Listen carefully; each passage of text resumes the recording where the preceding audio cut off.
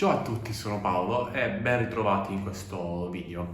Oggi vorrei farvi vedere come si vernicia un dipinto e nel mio caso andremo a verniciare lui, Scadenze, un olio su tela 50x50 cm. I materiali che andremo a utilizzare sono un pennello che non perda peli, non è importante che sia di qualità, e vernice Damar.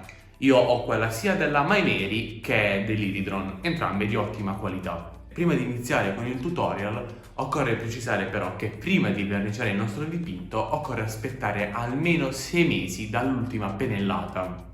Ok, il procedimento è molto semplice. Prima di tutto prepariamo la nostra superficie dove occorre innanzitutto sistemare un panno, un qualcosa sopra affinché non si sporchi. Un piattino e posizioniamo il nostro dipinto.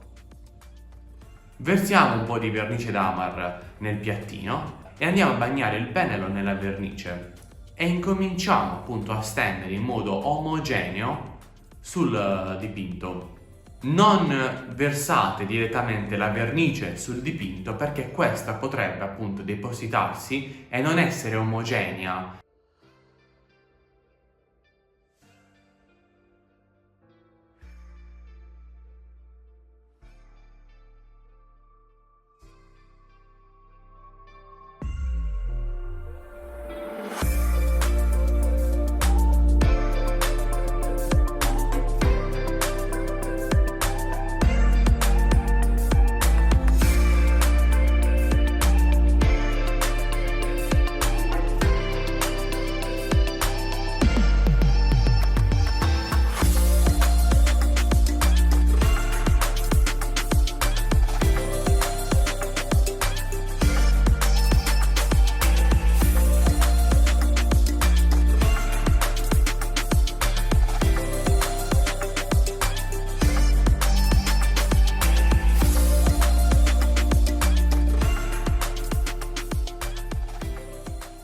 Come potete vedere, ne ho approfittato per verniciare altri dipinti. Difatti un consiglio, anzi due consigli che vi do, il primo è di dedicare una sola giornata a verniciare tutti i dipinti che vogliono essere verniciati.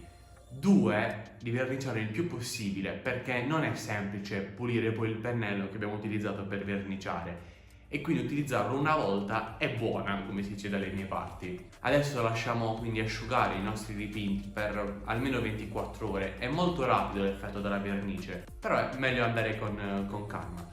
E soprattutto di lasciare i nostri dipinti in un ambiente dove non c'è polvere, perché in questa situazione anche il più piccolo residuo di polvere viene catturato e rimarrà lì poi per sempre.